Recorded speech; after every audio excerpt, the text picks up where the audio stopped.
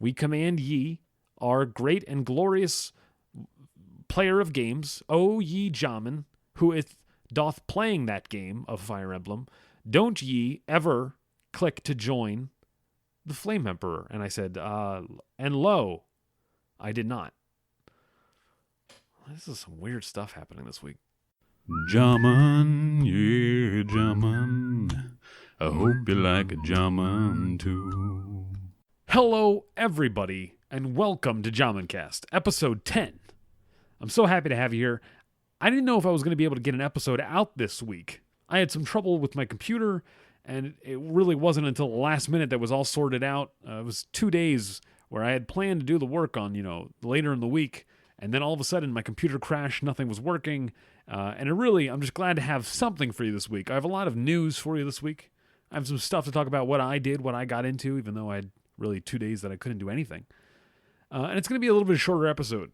The interview I had planned this week, I wasn't able to get it done. There was some complications, and it wasn't, I'm sorry. There's nothing really to say other than that.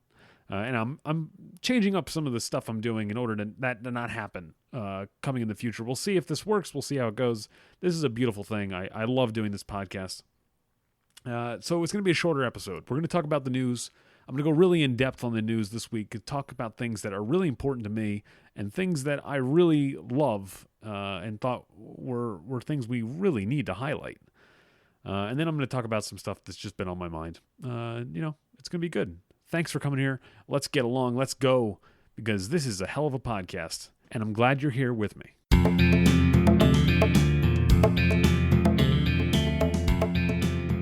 What's news, everyone? Welcome back.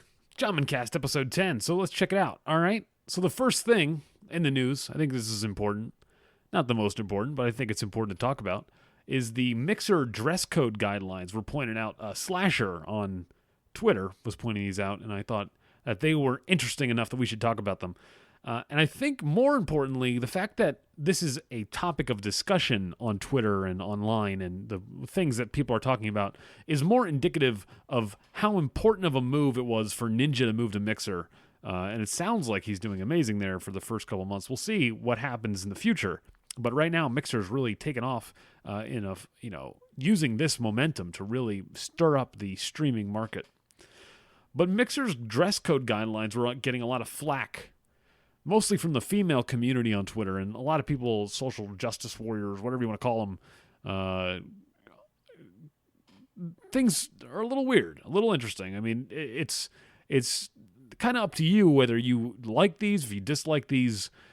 How do you feel about these? A lot of women upset, and a lot of men seem to be upset for them as well. So these are dress code guidelines. I'm going to go over a couple of these that were interesting and something to point out.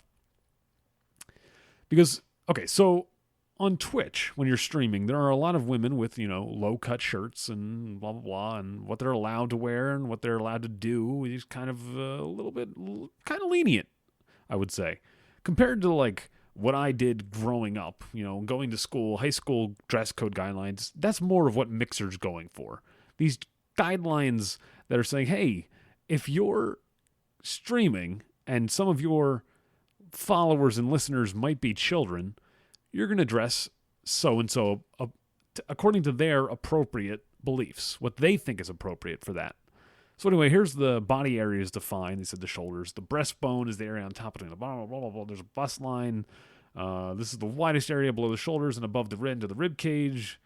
Where the bra will be rown, ribs, where's the waist, where's the hips, they have that. Anyway, so they have rating-specific clothing guidelines. So if you have a family-friendly stream, if your stream is marked family-friendly, your clothing must cover your entire visible body from a few inches above your bust line, and it cannot be strapless and show little to no cleavage. So you can still show some cleavage according to this rule. You can show a little tiny bit, a little bit. And you're family friendly. Now, a teen stream, according to Mixer, the clothing can reveal more than a hint of cleavage, but you still cover the entire visible body, and it cannot be strapless. So you can't have a strapless top on, and again, This is all like the big thing about this is the fact that it seems to be, only aimed at women. There's nothing, no guy is worried about, oh, how much cleavage can I show? No guy is worrying about that. These are explicit rules. And then if you want to be an 18 plus stream, if you're not a teen streamer, if you do any of these other things, you are considered 18 plus, adults only. If your chest must be covered from the bust line to the end of the ribcage, you cannot have any under cleavage. So no, you can't have your boobies hanging out the bottom. And then the clothing that shows the midriff, such as crop tops, are allowed. So now you can, wear your crop tops. Strapless tops are only if the top can be clearly seen on camera. No one should have to, quote, guess if the streamer is wearing clothing. That's their rule. That's what they said. Literally, strapless tops only if the top can be clearly seen on camera. No one should have to, quote, guess, unquote, if the streamer is wearing clothing. So you have to be wearing clothing. And you have to be visibly wearing clothing. And you can wear swimwear only if it's considered acceptable. At a family beach is acceptable when at the beach, pool, or participating in a sporting event. So you can't just wear swimwear just any day. You have to have it at a specific, you have to be a reason you're in swimwear. These are some pretty harsh rules relative to what Twitch allows. So there's a lot of people that are upset about it. A lot of females. They want to show their cleavage. They want to show whatever they want. And they also don't want rules imposed on them because they're free spirits. And they want to be able to do as they wish because they are free people. And their viewers are going to want what they want. So why should they have to bend to the rules of Mixer? Well, to that I say don't do that. Don't bend to the rules of Mixer. Don't stream on Mixer. If you're such a fantastic person, stream on Twitch. Twitch is already there. Stream on YouTube. I don't know even what YouTube's guidelines are for clothing. But if you're so fantastic and you need these specific clothing rules to not be followed, then don't follow them. Go on Twitch. Twitch is fine, right? What's the problem?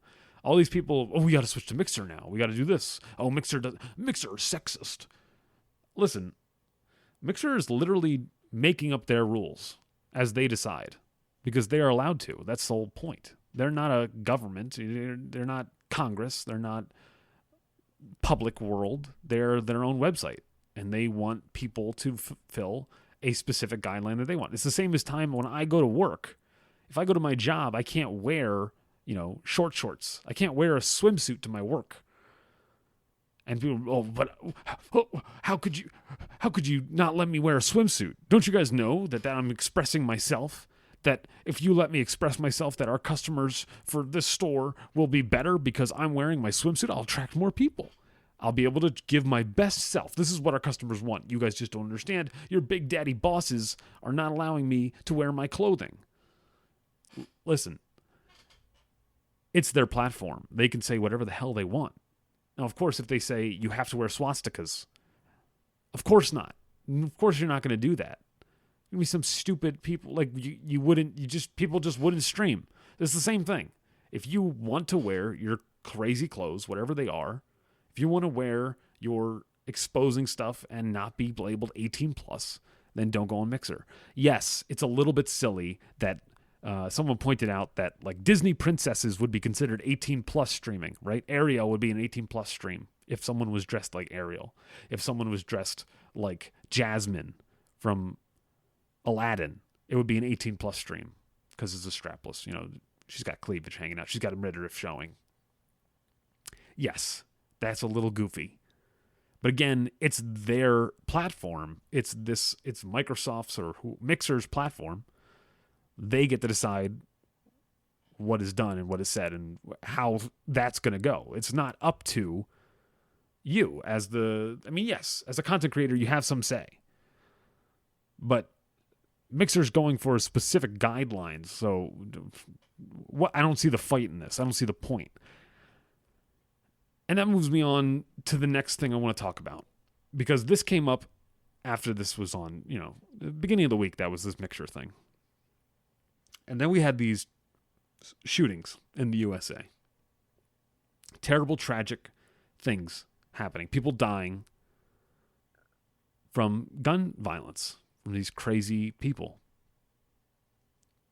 And almost the next day, there was people on, including Donald Trump, and I never thought I would actually talk about him on my video game podcast, denouncing video games, saying we need to do something about these video games that are causing our youth and our people to be so dehumanized and desensitized to gun violence and violence in general.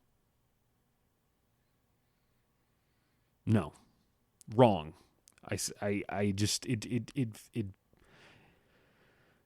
angers me. It makes me furious. I feel the aggression from hearing this. It's terrible. It's like you don't even understand what you're talking about. I don't understand how someone can stand up there and honestly say that video games cause mass shootings. That video games are a component within mass shootings, that they're connected somehow. There has been so much violence in cinema, in TV, in books, in Shakespeare, in literally everything growing up. From time past all the way till now. We had gladiator pits in Roman times. We have crazy stuff constantly. Like, humankind is insane. We are an insane species. We pretend like we're amazing and good and happy and glorious, but we have a lot of dark crap going on, okay? A lot of dark stuff happening. There are a lot of evil people. There are a lot of bad eggs. People say, why can't we all just get along? Why can't we all just be friends? Wow, why can't we be friends? A whole Smash Mouth reference during an angry rant here. There are jerks in the world. They exist. Like, there is not a lollipop-loving rainbow unicorn universe where there are not evil people, where there are not morons, where there are not jerks. They exist. They're out there. And we have to figure out how to combat not that. You can't stop that. You can't stop there being crazy people. And video games have no connection whatsoever to these shootings, to these things. I talked about this during episode 6.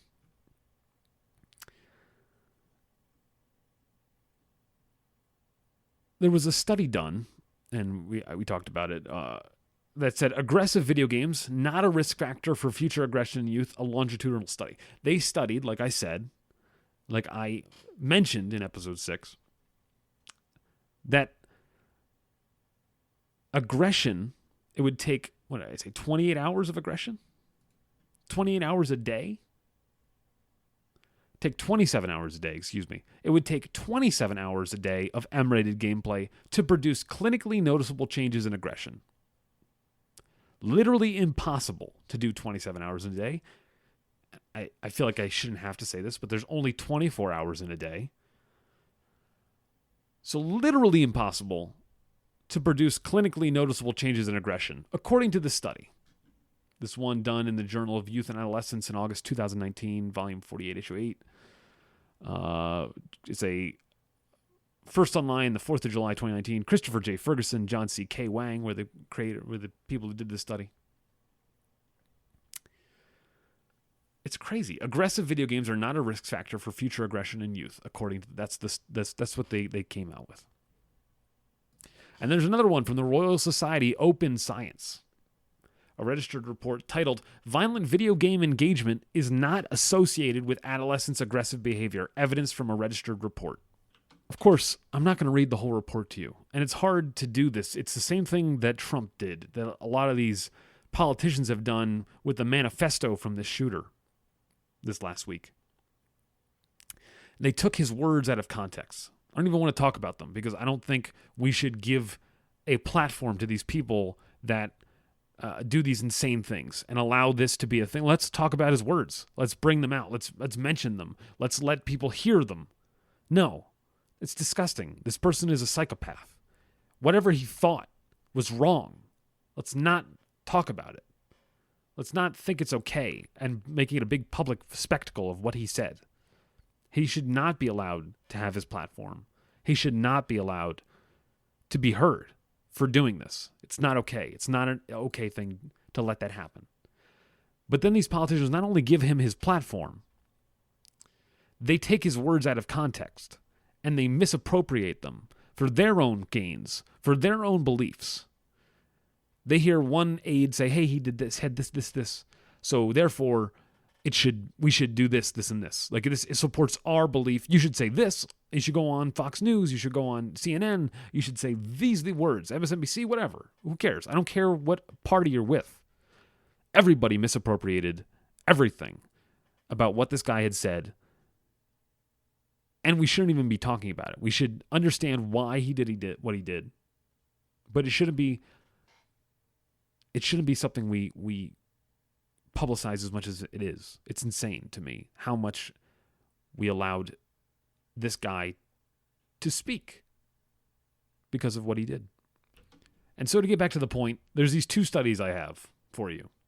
That violent video games do not cause are not correlated with aggressive behavior. They're not causing people to engage in aggressive behavior, not associated with adolescents' aggressive behavior.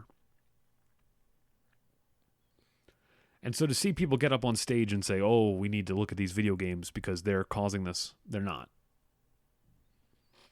100% they're not. People are people. People know. Oh, it's so hard to say this because people are dumb. There are so many dumb people in the world. There's so many smart people too. But it's not the smart ones that are doing these things. It's the jerks. It's just horrible. It's just a horrible situation. And I really don't like the idea that video games are being blamed. It's just, they try to blame video games. They try to blame movies. They try to blame rock and roll. They try to blame whoever. It's always somebody else. It's something wrong with our culture. That's what it is, right? I mean, look at Japan. Look at Korea. Way more video games than any. They play video games, an insane amount of video games. Not that many gun deaths. I don't think there's any. There's zero. How many shootings have been in the last month in Korea, in Japan, have been reported? Just look at that. There's something else. It's not video games. Don't go blaming video games and movies and all these things when it doesn't make any sense.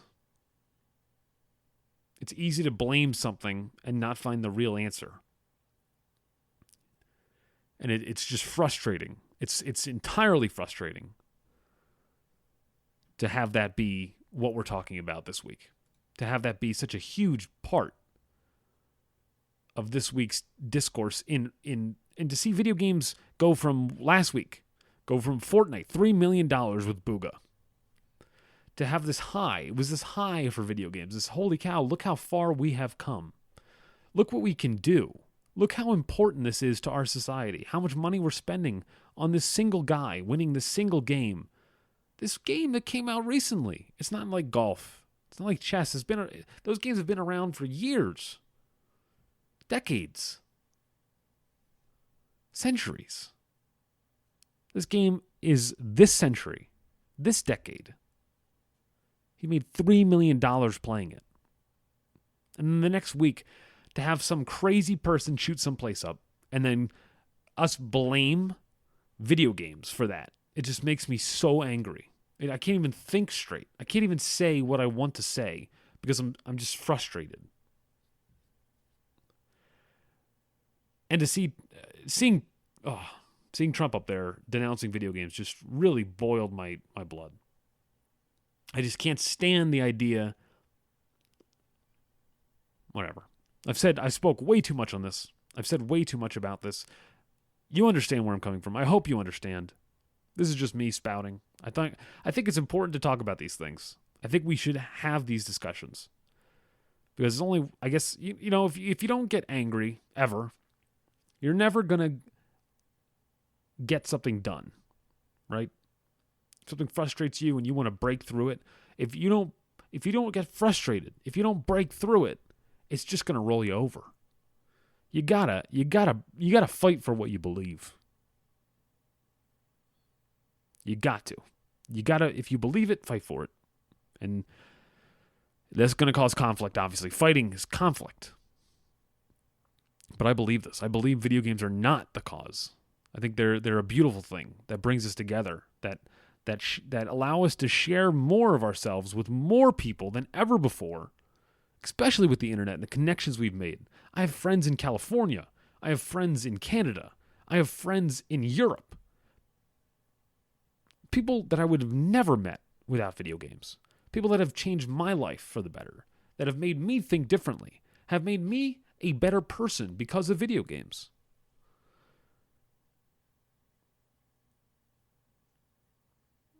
They're beautiful. And there's nothing like them. And it's only going to get better. So anyway, let's move on. Let's talk about World of Warcraft. Holy cow, guys. World of Warcraft. 15th anniversary. We know what's going to happen with the raids. So last week I was speculating about World of Warcraft raiding. So we know that there's going to be a Burning Crusade wing, a Wrath of the Lich King wing, and a Cataclysm wing for the raids. So this 15th anniversary raids are coming. You're going to be able to go back and do these raids again with your level 120 character. I don't know if you'll be able to go queue up on a lower level character or not. But the Burning Crusade wing has 3 bosses in it. Kael'thas Sunstrider, Lady Vaj, and Archimonde. You're going to be able to do those 3 raid encounters within the 15th anniversary queue special, whatever it's called. And then the Wrath of the Lich King wing, you're going to be able to do Hygen the Unclean. You're going to be able to do Anubarak. And you're going to be able to do the Lich King.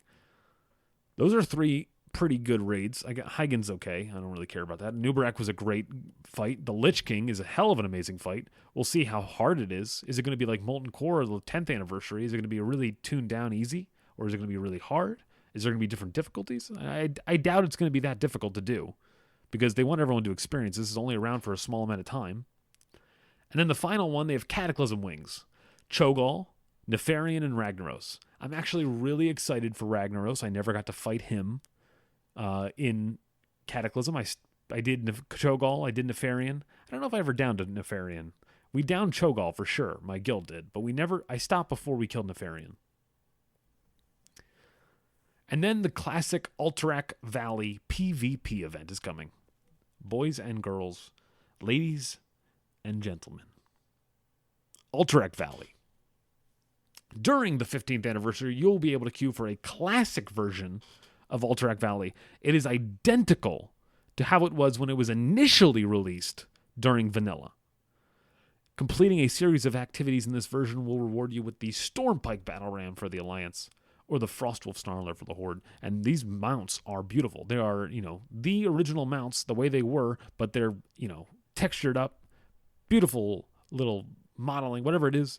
They're just new versions of those old mounts that you could get from vanilla. I am really, really excited to try this. This is like even better than Classic WoW's version of Alterac, because this Classic WoW's version of Alterac Valley, which won't be out in the first phase, is actually a later version of Alterac Valley. It is not the original version, because the original version took forever. I have never played the original. I have no idea what to expect. I know what I've been heard. I know what I've been told. 20-hour games, 3-day games. You log out, you log back in, still the same game. People are going for all this crazy, trying to, summon the Ice King boss, whatever. I've seen him like once in all my years of playing. I've seen them summoned once because that was back in like the Burning Crusade. Alterac Valley was changed so much from what it was.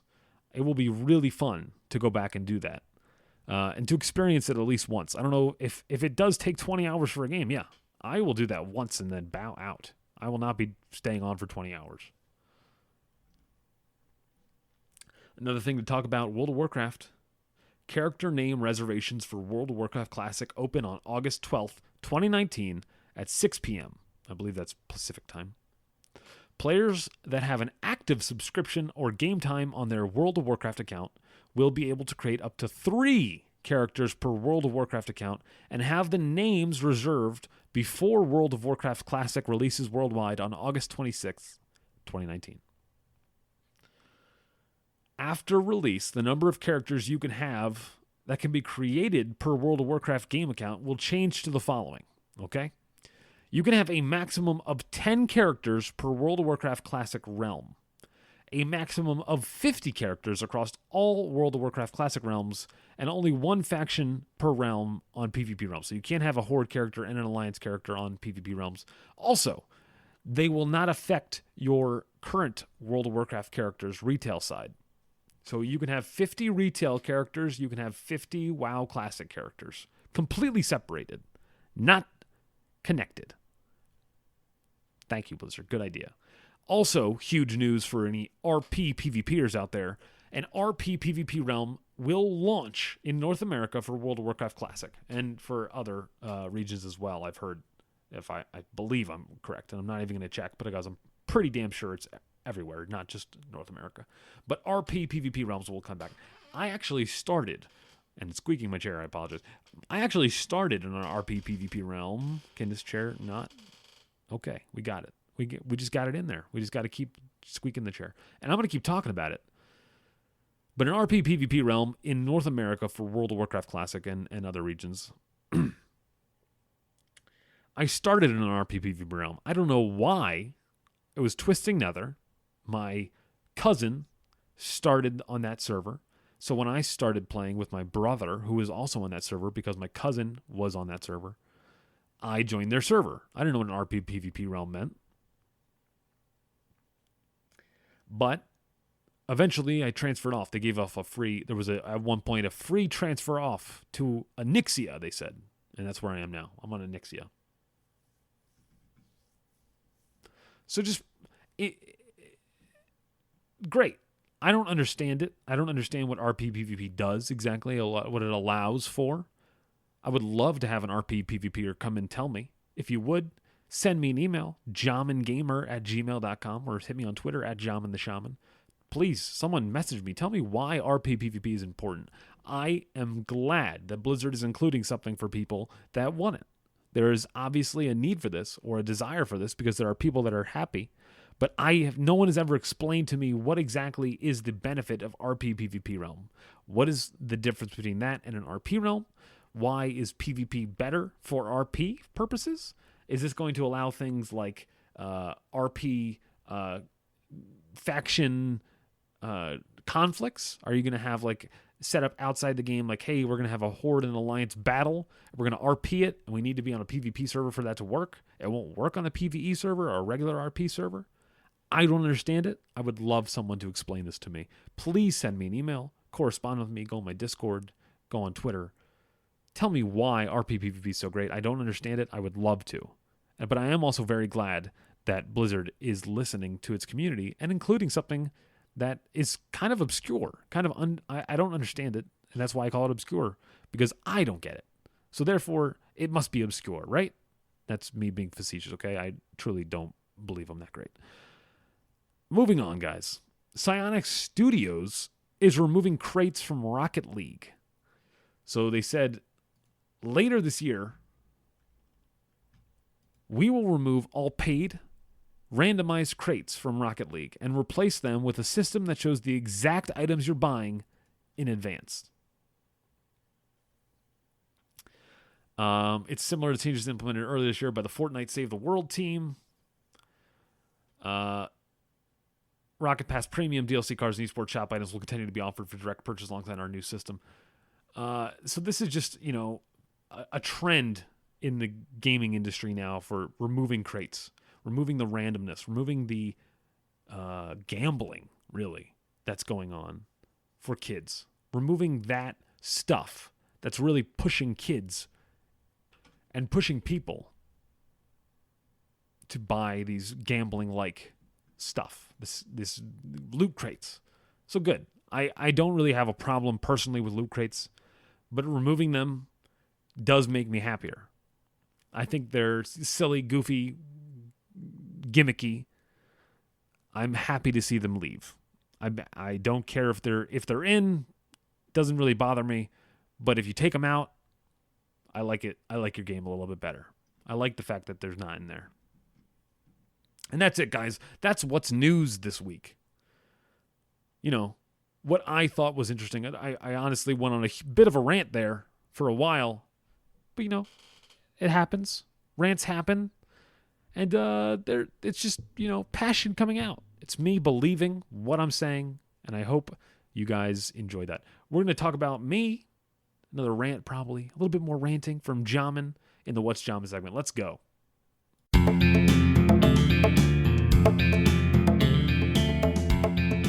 What is Jhaman, folks? What's Jhaman? I'll tell you what's Jhaman. Me. I'm Jhaman. You're listening to Jhaman Cast. And this is my segment where I get to talk about me and what I've done this week. Kind of a short week for me because I had a small amount of time where I wasn't able to do anything. I literally had my computer just crash, and I was scrambling to find. I was getting my laptop out. I was downloading audio software on my laptop, trying to plug my microphone into that to get it to work. And then eventually, with the help of friends and Naveed, who I interviewed a couple weeks ago, came out and really helped me. Him and his wife. Thank you so much for your help. I got a USB boot drive. I figured out how to get my computer back onto Windows. I clicked on the Windows buttons, and Windows came back to life. It whirred up, and I'm back online. Honestly, I'm not tech inept, right? Like, I have some skill with tech, but if you try to tell me to know why a computer works or how a computer functions, I could not tell you. There's a motherboard, there's RAM, there's a GPU, there's a CPU, there's a power supply unit. There's some PCI Express slots on my motherboard. There's some stuff that goes in. I have to plug it into a wall. There's electricity, and there's a magic wizard.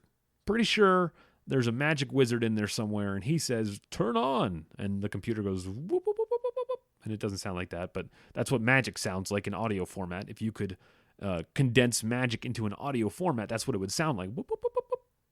And my computer turns on. That magic wizard, he works really, really hard, but he took a break for 2 days or so, and I was getting really pissed. So I finally figured out a way to make him work again, and, you know, I gave him a bit of a raise, and I'm going off on this bit tangent for quite a while, and I'm not sure where I'm going with it and why I'm doing it. But, you know, that's what happens when you're on Jhaman Cast. That's what happens when you're listening to What's Jhaman. You know, not everything's planned, not everything's perfect, but everything's Jhaman. But I did get to play Fire Emblem Three Houses this week. More Fire Emblem Three Houses. I don't know how many hours I'm into this game because I think I left the game running for a while. So now it says I've played for like 16 hours. I don't think that's true. I think I've only played like 6 or 7 hours. But, you know, whatever. Let's just go with it. 16 hours of gameplay and I haven't even... Okay, hold on. 1 second. Spoiler alert for anyone who has not played Fire Emblem Three Houses, because something was spoiled for me before I even knew it existed in the game. So I just want to warn everybody that I'm about to spoil the thing that was spoiled for me, that I'm a little bit salty about, but it's also my fault for, you know, going on Twitch and looking at titles of people playing games. So spoiler alert for Fire Emblem Three Houses. There is, and here it comes, I warned you, there is a time skip in the game. At some point in the game in the future, and I have not yet reached it, there is a time skip where I'm going to jump ahead in time, and I'm going to see all the characters again, and they're going to be older.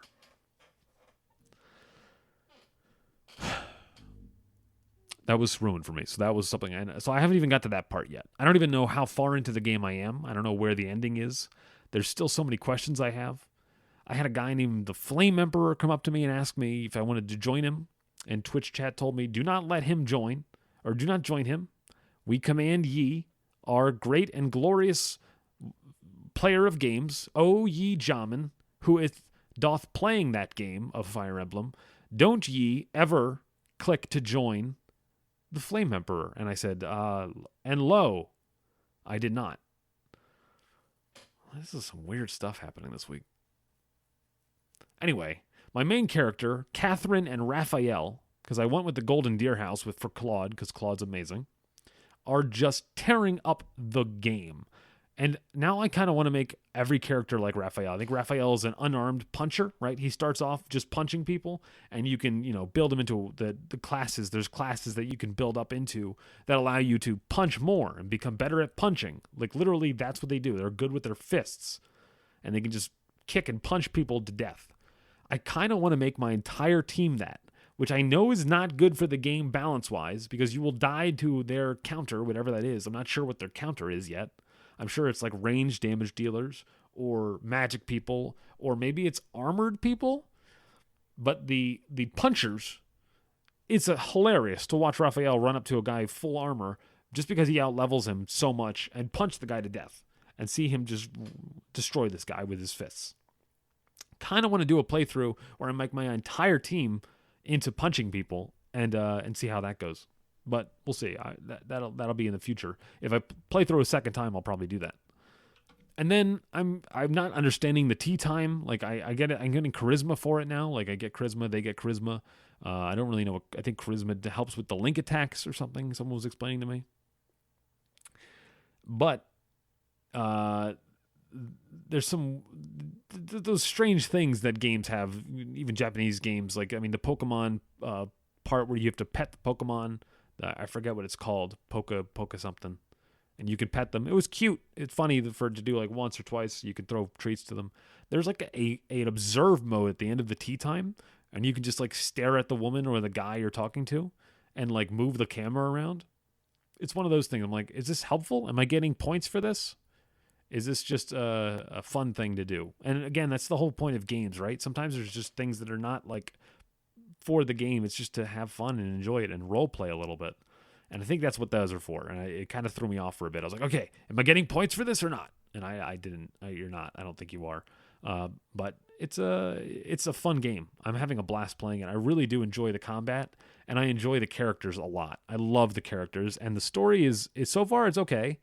It's reminded me of a lot of other anime stories and other, nothing special yet, too much, but a lot of really cool things. And I've been on like, oh, what's going on? What is that? Oh, I did not know that was in the game. That's exciting. Like really cool moments have happened so far that I wasn't expecting.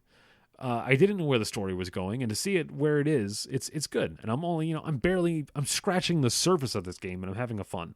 But other thing I did this week before my computer crashed. But I took one day to play some World of Warcraft because I can't just play Fire Emblem every day for 6 hours straight. I have to have a little bit of a break. So I played some World of Warcraft on my hunter, my new Alliance hunter, Obanuko. So his name is I don't know what you call that when you can spell it the same way backwards and forwards. Or rather, it's symmetrical. If you fold it over the center point and radially, it'll fold together. So there's an O, a B, an N, and then a U, a Q, and O. And it's great to do a visual gag on a podcast. It really helps people to be able to visualize these things I'm doing. Anyway, I really like the name, so I was excited about that. He's level 47 now. He's the highest Alliance character I've ever had. And I'm going to stop at level 60. I'm going to lock him in at level 60. I'm going to see what I can do with him at 60, see if I can get some epics, see if I can do some raids at 60 by myself, maybe some Stratholme by myself. I don't know if maybe I'll be able to get a friend to get to 60 or bring a character that's close to 60 in so that we can do some stuff, see what I can do with this character at 60. He's a level 60 hunter, or he will be. I was going through Alliance zones for the first time, and it's really interesting. It's like playing a new game. And the only thing I think about while I'm doing this is this the Cataclysm version of this quest, or is this the vanilla version of this quest?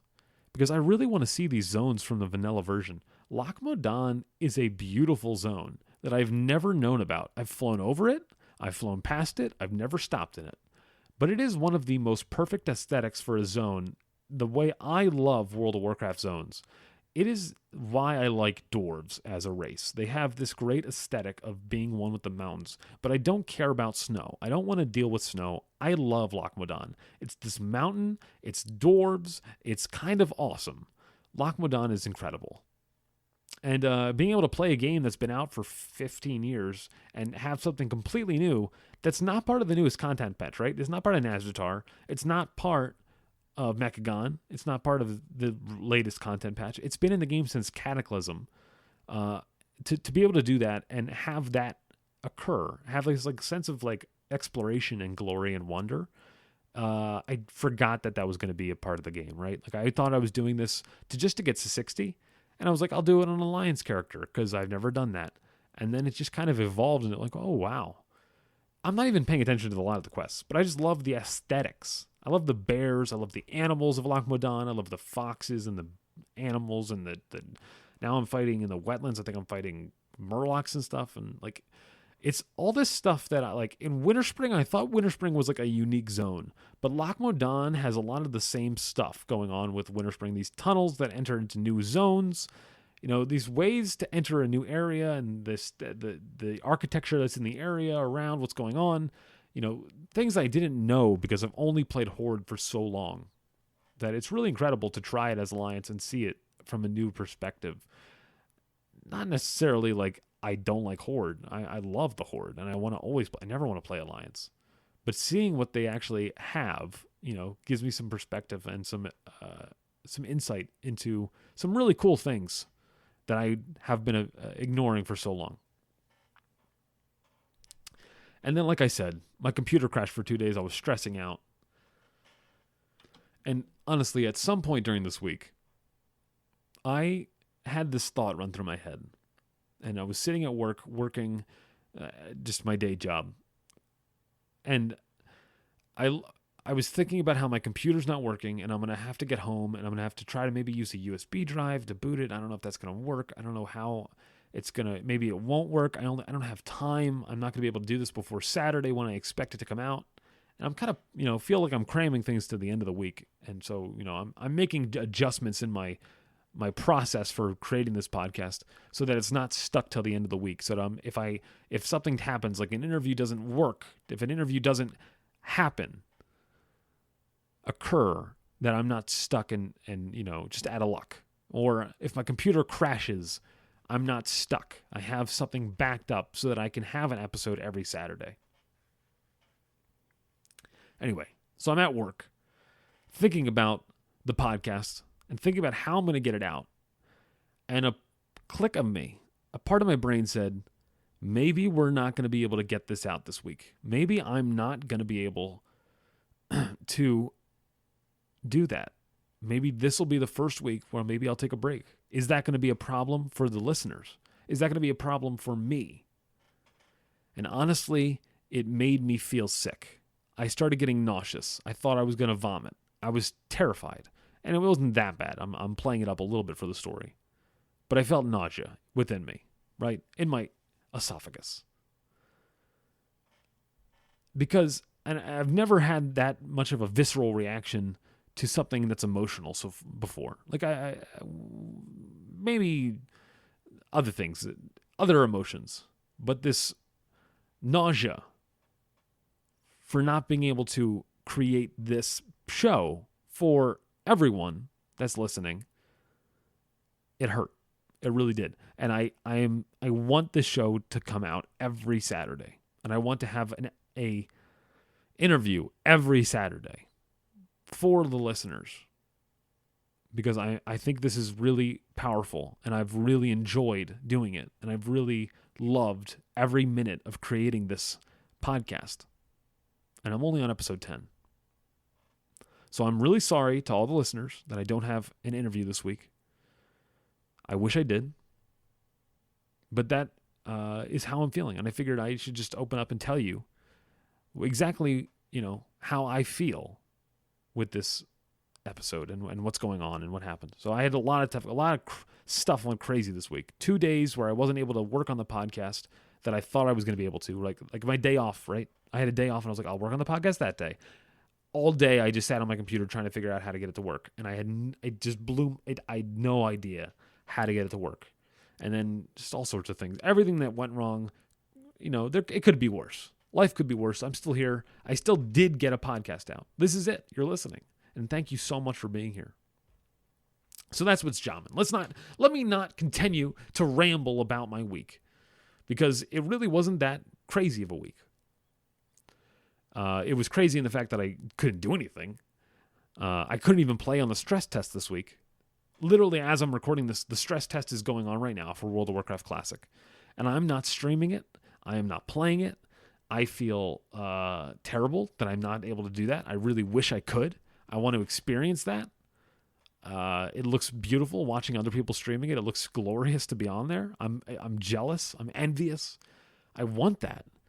But honestly, the podcast for me is just way higher priority. And I just am so happy to do this and make it. And I hope you guys enjoy it. All right. That's it. That's what's Jhaman. There's no interview this week. So that's it, guys. That was the whole episode. Fairly short. I tried to extend it a little bit. I rambled a bit. I talked. I'm not talking forever. But I did, let my voice lapse a bit. I wasn't as rushed, as focused, as pushing. Because, honestly, I didn't need to be. The episode's not going to be super long. And whatever it is, it'll probably be the shortest episode I've ever done. So thanks, guys. Thank you for listening. If you would, again, follow me on Twitter. It's at Jhaman the Shaman. Follow me on Twitch, twitch.tv/Jhaman. YouTube is Jhaman the Shaman. You can find my Discord links on Twitch. You can find it on the jhamancast.libsyn.com, which is the website for the podcast. You can find all sorts of things on the YouTube channel. Check those out. Peruse that stuff. Listen. If I'm not on the podcast, I'm doing something else. I'm trying to make content for everybody. And I thank you for listening. Have a great evening. Have a great life. And have a great morning.